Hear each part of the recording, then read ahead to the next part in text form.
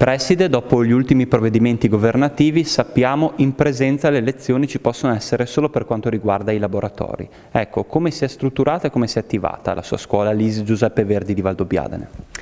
Sì, allora, prima naturalmente anche di questi ultimi interventi governativi c'erano state altre disposizioni in base alle quali abbiamo organizzato i nostri laboratori in maniera tale da renderli funzionali e rispettosi delle normative date.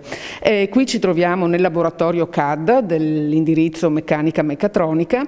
In questo laboratorio, come si può vedere, abbiamo fatto installare dei pannelli in policarbonato per differenziare e per dividere le postazioni.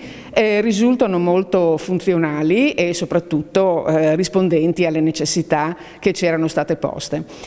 Questa innovazione l'abbiamo introdotta anche nei laboratori degli altri indirizzi, quindi nei laboratori di informatica e nel laboratorio linguistico. Poi in particolare per quanto riguarda l'indirizzo meccanica meccatronica abbiamo cercato ben prima di questa ultima emergenza di attrezzarci per strutturare un'aula in particolare per la didattica a distanza in maniera da poter contemperare le esigenze sia dei ragazzi, degli studenti in presenza sia degli studenti a distanza. È importante rassicurare i genitori, i docenti e i ragazzi in questo momento, quindi gli studenti dell'ISI Giuseppe Verdi di Valdobbiadene che arrivano qui nella sua scuola possono lavorare e studiare in piena sicurezza anche in questa fase, diciamolo. Sì, assolutamente sì, lo era prima questa scuola sicura quando eravamo tutti in presenza e lo è ancor più adesso quando le presenze dei ragazzi sono contingentate e le attività di laboratorio sono strutturate e organizzate in maniera assolutamente rigorosa.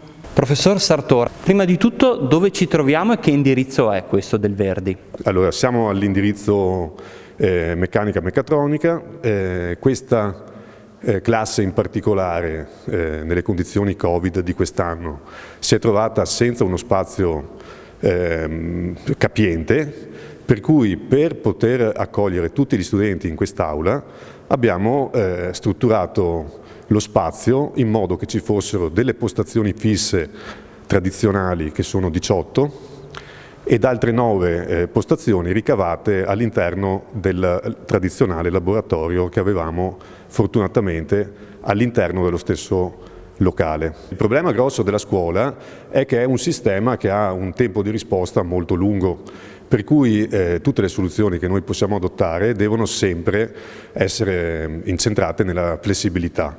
Allora quest'aula, che adesso illustreremo, ha proprio queste caratteristiche. Ecco, professore, i vostri ragazzi, i vostri studenti che cosa vedono rispetto a quello che state facendo? I ragazzi a casa riescono a vedere quello che io riesco a fare dal PC oppure quello che la webcam presente sulla scrivania riesce ad inquadrare la lavagna e quindi tutte le immagini o quello che io scrivo alla lavagna passa tramite il software che le invia ai ragazzi a casa. Questo sistema è un sistema completamente gratuito, a un prezzo bassissimo perché le uniche cose che vanno acquistate sono una webcam ed eventualmente una tavoletta grafica con la quale posso interagire anche disegnando semplicemente sul PC ed inviando a loro gli appunti, le lezioni o gli schizzi che vado a fare in caso di un disegno tecnico nel nostro caso.